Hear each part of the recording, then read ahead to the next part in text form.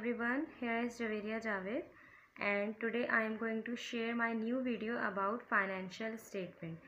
Financial statement in accounting, ठीक है, which is based on two basic methods, income statement and balance sheet. ठीक है, आज मैं आप लोग के साथ बहुत इंपॉर्टेंट टॉपिक डिस्कस करने जा रही हूँ क्योंकि इंटर कॉमर्स के पेपर्स होने वाले हैं फर्स्ट एंड सेकेंड ईयर के। आई होप कि ये जो मैं वीडियो मेक कर रही हूँ उनके लिए बहुत ज़्यादा यूज़फुल होंगी। ठीक है, उनके जो भी कॉन्सेप्ट्स क्लियर नहीं है वो क्लियर हो जाएंगे। ठीक है, इस वीडियो से रिलेटेड या इस चैप्टर से related.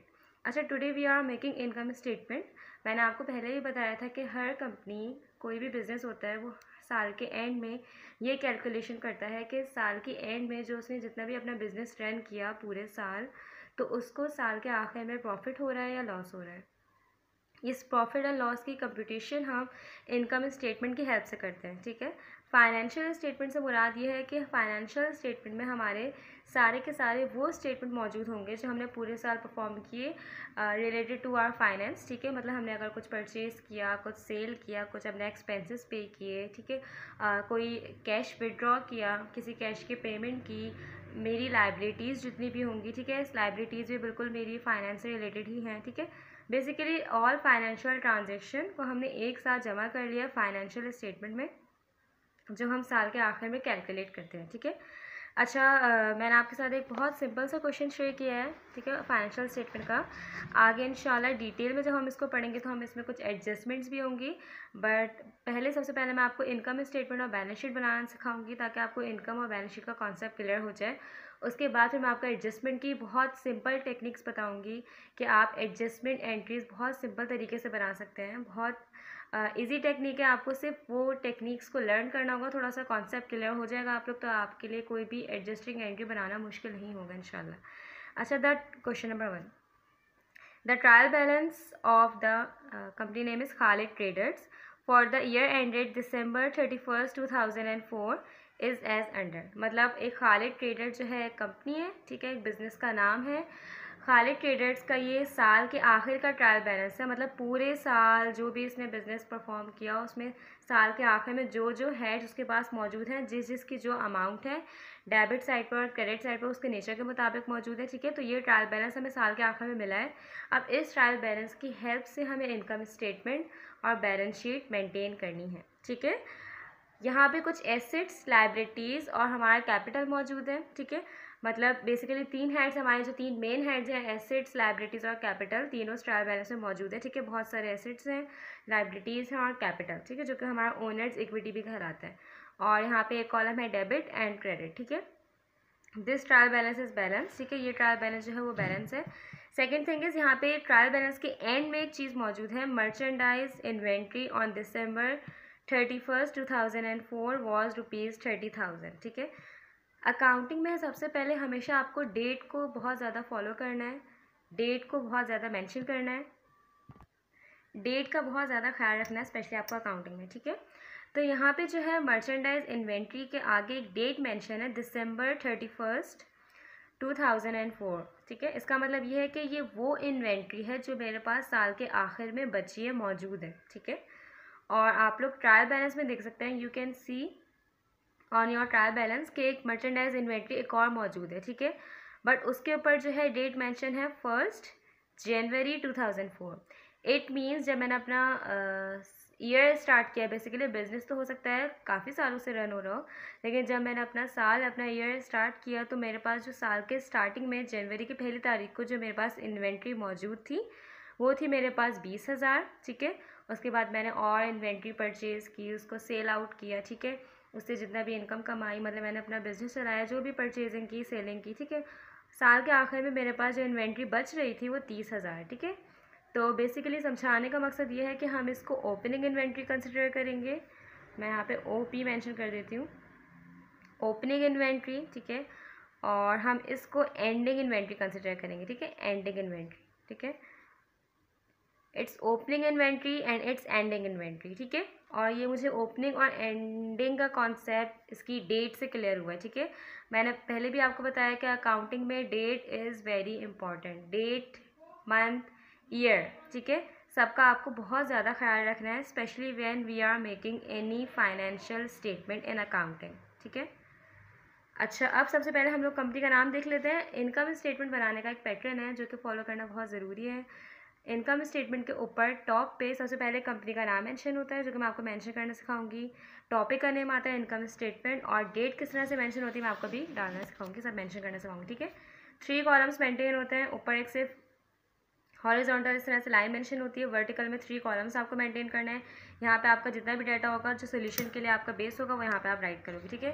Company name is Khalid traders.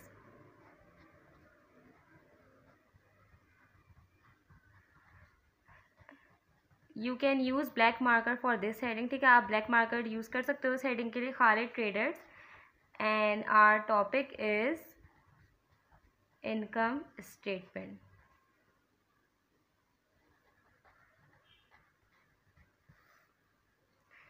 For the, इसमें हमेशा डेट इस तरह से मेंशन होती है। आपको ये पैटर्न याद करना है कि इनकम स्टेटमेंट में कभी भी हम सिंपल डेट मेंशन नहीं करेंगे, हमेशा टॉप पे एक पूरी हेडिंग मेंशन करेंगे। फॉर द ईयर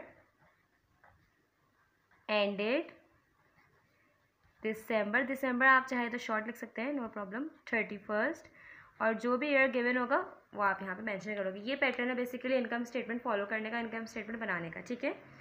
अच्छा, इनकम स्टेटमेंट में सबसे पहले हम जो मेन चीज़ मेंशन करते हैं वो है सेल्स, ठीक है। अच्छा, जब इनकम स्टेटमेंट और बैलेंस शीट दोनों का कॉन्सेप्ट आपका क्लियर हो जाएगा तो इंशाल्लाह मैं आपके साथ एक और वीडियो शेयर करूँगी जिसमें आपके इनकम के हेड्स मौजूद होंगे और बैलेंस शीट के हेड्स मौजूद होंगे, ठीक है।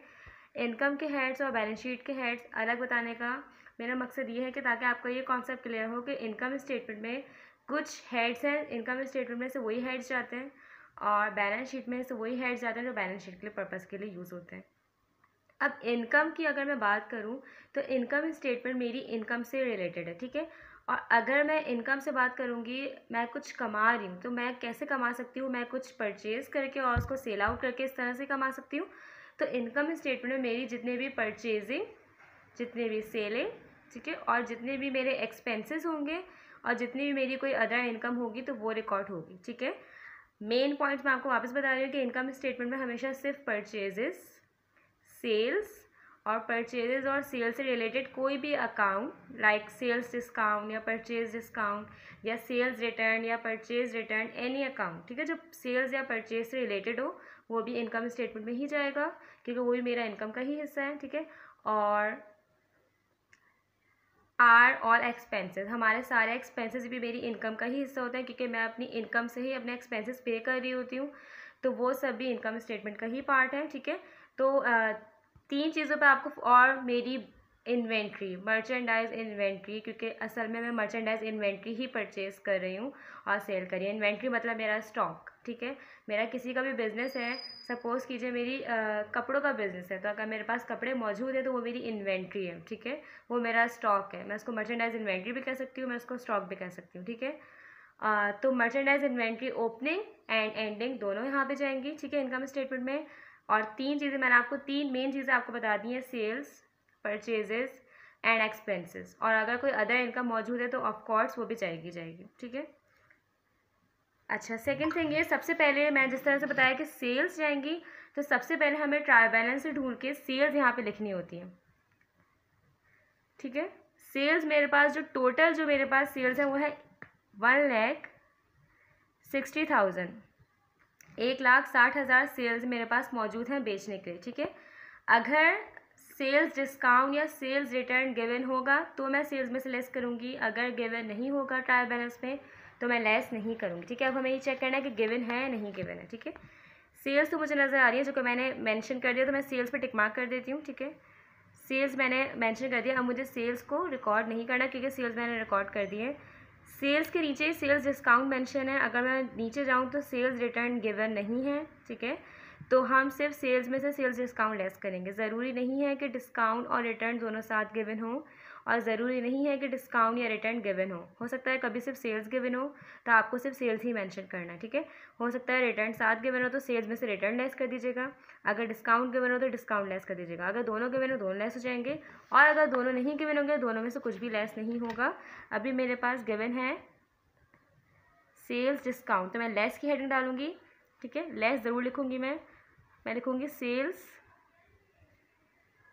डिस्काउंट, उसमें से मैं सेल्स डिस्काउंट लेस करूँगी जो कि मेरा है 8,000। इसके लिए मुझे ये 2 कॉलम यूज़ करने की ज़रूरत नहीं है, डायरेक्ट मैं इसी कॉलम में ये वर्किंग कर सकती हूँ, ठीक है। जब मैं 160 में से लेस करूँगी 8,000 तो मेरे पास आ जाएंगी नेट सेल्स, ठीक है।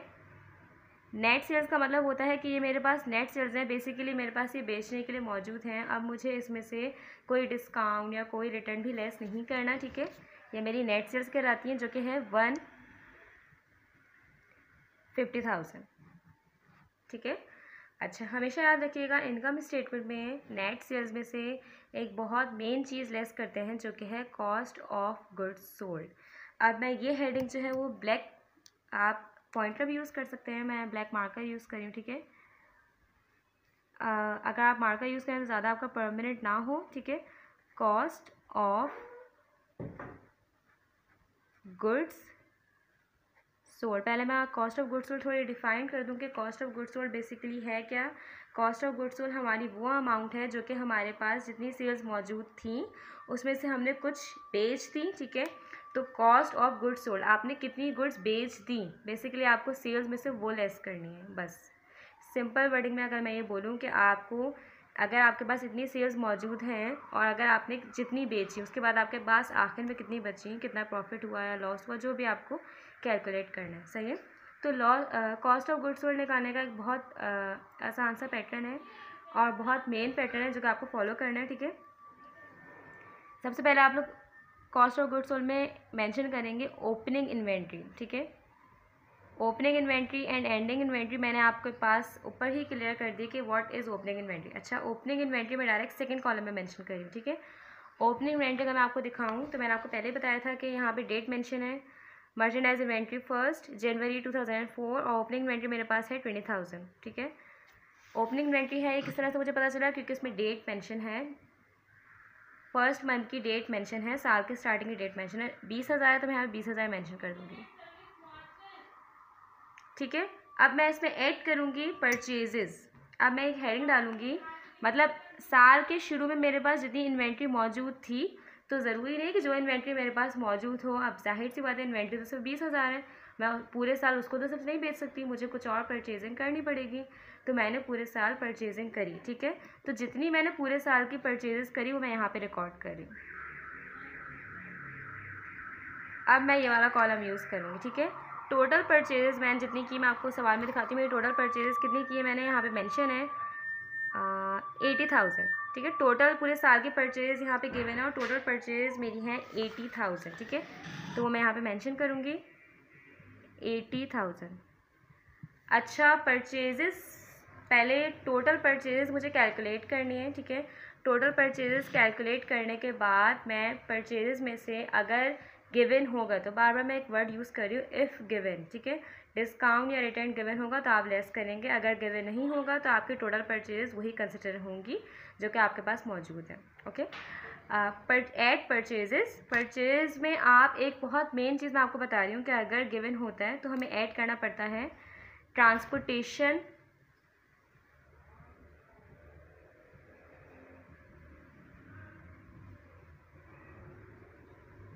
इन। अगर ट्रांसपोर्टेशन इन का वर्ड है, ठीक है, तो ही आप डालेंगे परचेजेस में, ठीक है। ट्रांसपोर्टेशन इन का मतलब है, यहाँ पे गिवन है आपको, मैं ट्रायल बैलेंस में शो कर दूँ, ट्रांसपोर्टेशन इन 11,600। ट्रांसपोर्टेशन इन एक ऐसा हमारा ट्रांसपोर्टेशन एक्सपेंस होता है, बेसिकली है तो एक्सपेंस मेरा, लेकिन ट्रांसपोर्टेशन इन मेरी परचेजेस का ही हिस्सा होता है। मतलब परचेज करते वक्त मुझे जितना ट्रांसपोर्ट लगा वो सारा का सारा भी मेरी परचेजेस का ही हिस्सा होता है, ठीक है।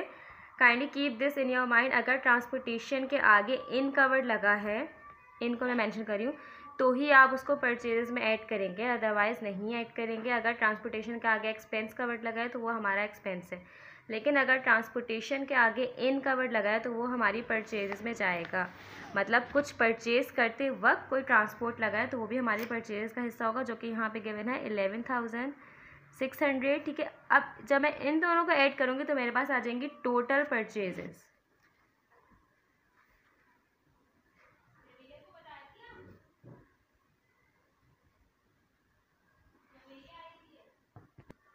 ठीक है, अब मैं इनको टोटल परचेज रिकॉर्ड करी हूँ जब मैं परचेजेस में अपनी ट्रांसपोर्टेशन इन, जो कि मेरा परचेज करते वक्त लगा है, आप यहाँ पे ये भी मेंशन कर सकते हैं ट्रांसपोर्टेशन इन, ठीक है, या ट्रांसपोर्टेशन ऑन परचेज, ठीक है, मतलब परचेज करते हुए जो आपको ट्रांसपोर्ट लगेगा वो आपके परचेज का हिस्सा होगा, ठीक है, वो मेरा टोटल बन रहा है, मतलब मेरी टोटल परचेज जो आ रही है 91,600 आ रही है, ठीक है, ये मेरी है टोटल परचेजेस। आई होप कि आपका ये वाला पॉइंट क्लियर है कि ट्रांसपोर्टेशन के आगे अगर इन का वर्ड लगा है तो ही ये परचेज में ऐड होगा, अदरवाइज़ नहीं ऐड होगा। अगर एक्सपेंस का वर्ड लगा तो फिर वो मेरा एक्सपेंस कैलकुलेट किया जाएगा। अच्छा, पर मैंने आपको फिर बताया अगर परचेज डिस्काउंट या परचेज रिटर्न गिवन है तो लेस होगा। इफ़ गिवन, मैं देख लेती हूँ कि है गिवन या नहीं है। Purchase return and allowance given है, ठीक है, तो उसका मतलब ये कि ये परचेज रिटर्न एंड अलाउंस जो कि 10,000 है वो मुझे लेस करना है, क्योंकि जो रिटर्न कर दिया गया है वो मेरे परचेजेस का हिस्सा नहीं है, ठीक है। तो मैं लेस की हेडिंग डालूंगी और मैं यहाँ पे लिखूंगी परचेज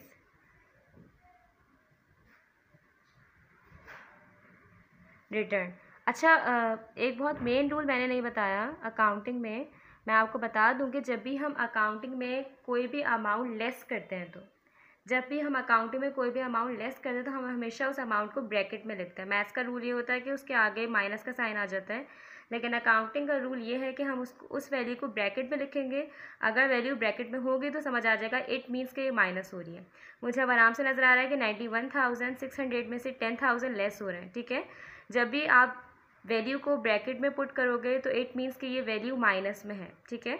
जब मैं टोटल परचेज में से अपना परचेज रिटर्न लेस कर दूंगी तो मेरे पास आ जाएगा नेट परचेजेस। अच्छा, अगर डिस्काउंट गिवन होता तो मैं डिस्काउंट भी लेस करती, ठीक है। अगर रिटर्न भी नहीं गिवन होता तो मैं कुछ भी लेस नहीं करती, फिर यही मेरी टोटल परचेजेस कंसिडर होती। और अगर दोनों गिवन होते तो मैं दोनों लेस करती, ठीक है, और दोनों गिवन नहीं होते इट्स ओके, नो प्रॉब्लम। अब जो मेरी नेट परचेजेस आएंगे उसको मुझे इस कॉलम में नहीं लिखना, मुझे डायरेक्ट इस कॉलम में शिफ्ट हो जाना है, सेकेंड कॉलम में, जो कि मेरा है 81,600 आई है मेरी नेट परचेजेस। मतलब मेरी टोटल परचेज मेरे पास आ गई है तो मैं उसको आराम से ओपनिंग इन्वेंट्री में ऐड कर सकती हूँ, ठीक है। जब तक टोटल परचेजेस कैलकुलेट नहीं होंगी आप इसको ओपनिंग इन्वेंट्री में ऐड नहीं करेंगे। लेकिन अब मुझे नज़र आ रहा है कि मेरी टोटल परचेजेस कैलकुलेट हो गई हैं, मैंने उसमें से रिटर्न भी लेस कर दिया, जो मुझे उसमें ऐड करना था वो मैंने ऐड कर दिया, जो मुझे लेस करना था वो मैंने लेस कर दिया।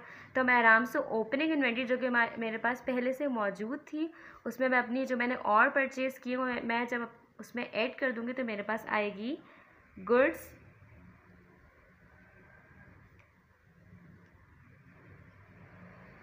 अवेलेबल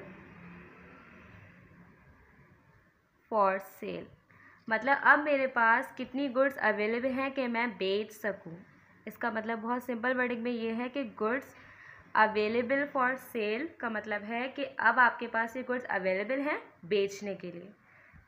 आई होप कि आपका यहाँ तक कॉन्सेप्ट क्लियर है, ठीक है। अच्छा, अब मुझे पता ये करना है कि मैंने बेसिकली बेची कितनी, ठीक है, मैंने बेसिकली बेची कितनी मुझे ये पता करना है। लेकिन ये मुझे किस तरह से पता चलेगा, मुझे ऐसे पता चलेगा कि मुझे ये तो नहीं पता कि मैंने कितनी गुड्स सोल्ड आउट की, लेकिन मुझे ये पता है कि मर्चेंडाइज इन्वेंट्री साल के आखिर में मेरे पास 30,000 बची, ठीक है। मतलब मैंने बिगनिंग इन्वेंट्री मेरे पास 20,000 थी जो कि मैंने यहाँ पे आपको बताई। उसके बाद मैंने और परचेजेस करी जो कि मैंने आपको यहाँ पे सॉल्व किया। उसके बाद भी मेरे पास साल के आखिर में 30,000 इन्वेंट्री बच रही है, ठीक है। तो अगर मैं इसमें से लेस कर दूंगी एंडिंग इन्वेंट्री जो कि मुझे गिवन है, क्लोजिंग आप मेंशन करो या आप एंडिंग मेंशन करो, आप कुछ भी मेंशन कर सकते हो, ठीक है। क्लोजिंग इन्वेंट्री मेंशन करो आप या एंडिंग इन्वेंट्री मेंशन करो, 30,000, ठीक है। तो आपको पता चल जाएगा कि अच्छा अगर इतनी मौजूद थी इतनी बची आखिर में, तो जाहिर सी बात है जो अमाउंट इन दोनों के डिफरेंस जो अमाउंट है वो वही अमाउंट होगी जो कि हम कब से कंप्यूट करना चाह रहे हैं, cost of goods sold.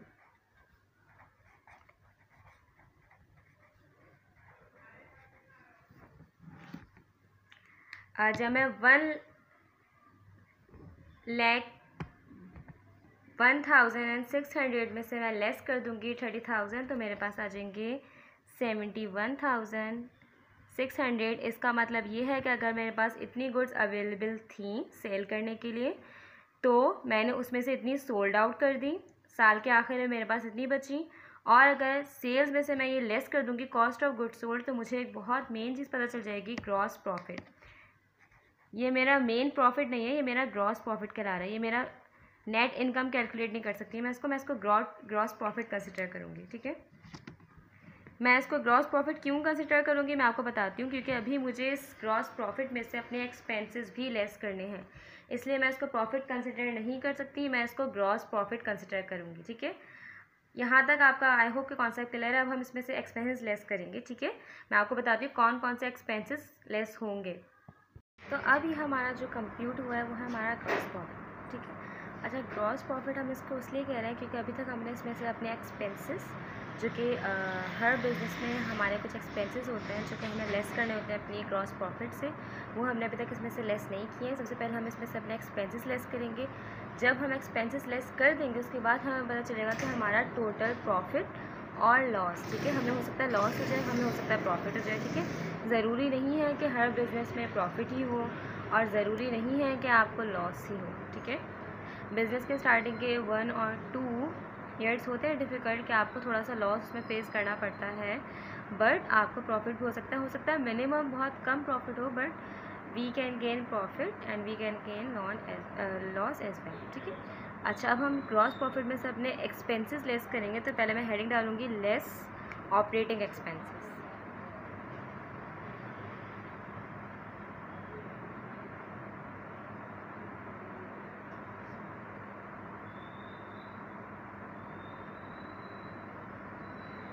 I will share this question and the solution of this question as well। मैं आपके साथ पोस्ट के ज़रिए अपने क्वेश्चन और ये सोल्यूशन शेयर करूँगी, ठीक है, ताकि आपको जो भी कन्फ्यूजन हो या आपको जो भी प्रॉब्लम हो आपकी दूर हो जाए, ठीक है, ताकि पोस्ट से आपका सारा कॉन्सेप्ट और क्लियर हो जाएगा, ठीक है। इंशाल्लाह I will share after this video.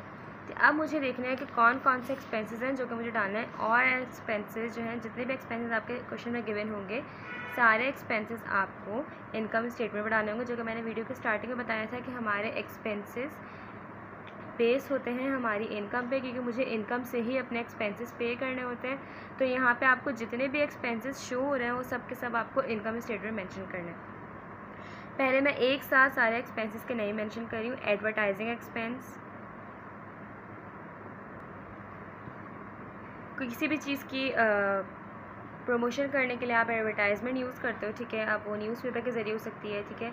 Promotion कर सकते हो आप किसी भी ऑनलाइन ऐप के थ्रू कर सकते हो आप, ठीक है, बैनर के थ्रू कर सकते हो, किसी भी चीज़ के थ्रू कर सकते हो, वो हमारा सारा एडवर्टाइजिंग एक्सपेंस में काउंट होता है। सैलरीज एक्सपेंस जो आपकी वेजेस होती हैं, सैलरीज़ का दूसरा नाम वेजेस भी है, ठीक है। अगर कहीं पे वेजेस मेंशन होगा तो it means those are salaries, ठीक है। वो जो आप अपने एम्प्लॉयर्स को पे करते हो, अपने एम्प्लॉयर्स को सैलरी पे करते हो अपने स्टाफ को, वो भी आपका एक एक्सपेंस होता है। बिज़नेस के ओनर का ये एक्सपेंस में इंक्लूड होता है। इंश्योरेंस एक्सपेंस, जो भी आपकी गुड्स पे इंश्योरेंस है या आपकी बिल्डिंग इंश्योरेंस है, ठीक है, या जो भी आपने किसी भी चीज़ की आपने इंश्योरेंस करवाई है उसके लिए भी आपको हर मंथ में कुछ अमाउंट जो है जमा करवानी होती है, वो आपका कहलाता है insurance expense. Depreciation expense, depreciation expense एक ऐसा एक्सपेंस है जो कि हमारे फिक्स एसेट पे लगता है, ठीक है। फिक्स एसेट पे डेप्रिसिएशन एक्सपेंस किस तरह से लगता है मैं आपको बैलेंस शीट में और डिटेल में बताऊँगी, ठीक है। और यहाँ पे हमारे एक्सपेंसेस एंड हो गए। 1 2 3 4 एक्सपेंसेस भी है, ठीक है। हम 4 एक्सपेंसेस यहाँ पे मेंशन करेंगे ऑपरेटिंग एक्सपेंस की। उसमें पहले मैंने आप लोगों के साथ शेयर किया था advertising expense,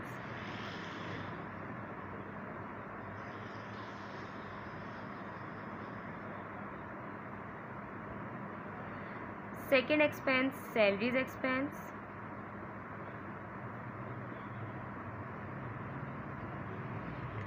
insurance expense,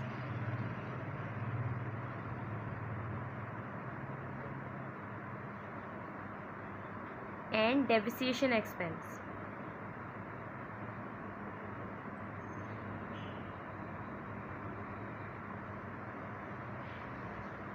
advertising की अमाउंट 14,600, ठीक है। मैं ये सेकंड कॉलम यूज़ करूँगी अमाउंट मेंशन करने के लिए, ताकि मैं एक साथ सारे एक्सपेंसेस टोटल करके एक साथ इस फाइनल कॉलम में पुट कर दूँ, ठीक है। हम इन दो कॉलम्स को एज अ वर्किंग यूज़ करेंगे, वर्किंग के तौर पे यूज़ करेंगे, और मेरा जो फाइनल अमाउंट होगी वो मेरी थर्ड कॉलम में जाएगी इनकम स्टेटमेंट के पैटर्न में, ठीक है।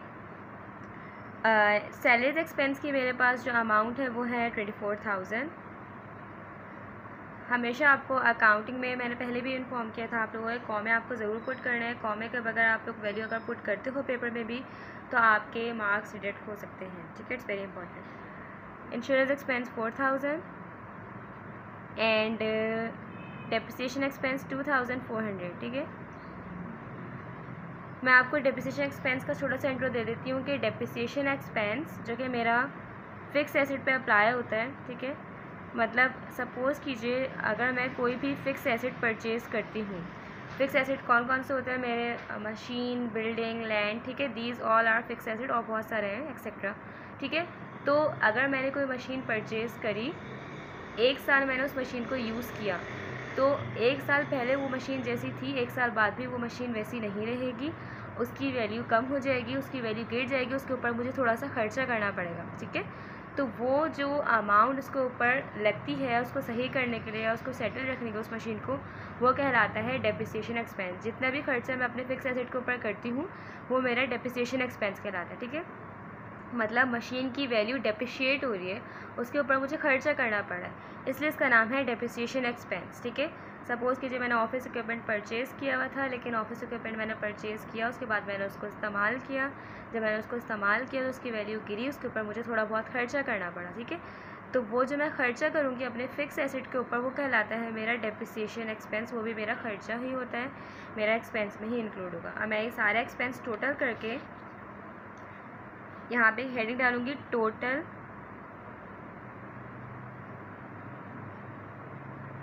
Operating expenses. Total operating expenses जब मैं प्लस करूँगी तो मेरे पास टोटल ऑपरेटिंग एक्सपेंसेस कैलकुलेट होंगे 50,000। 50,000 मेरे पास आ गए हैं। मुझे यहाँ पे नज़र आ रहा है gross amount, gross profit. Gross profit में से मैं अपने सारे एक्सपेंसेस लेस कर दूँगी तो मुझे पता चल जाएगा कि क्या अभी भी मुझे प्रॉफिट हो रहा है। ऐसा तो नहीं है कि एक्सपेंसेस बहुत ज़्यादा हो गए हैं और वो मेरे प्रॉफिट को कवर नहीं कर पा रहे हैं, ठीक है। लेकिन मुझे नज़र आ रहा है कि 80,400 मेरा ग्रॉस प्रॉफिट था और मेरे एक्सपेंसेस 50,000 थे, ठीक है। तो मुझे लॉस नहीं हो रहा, मुझे नेट प्रॉफिट हो रहा है, ठीक है।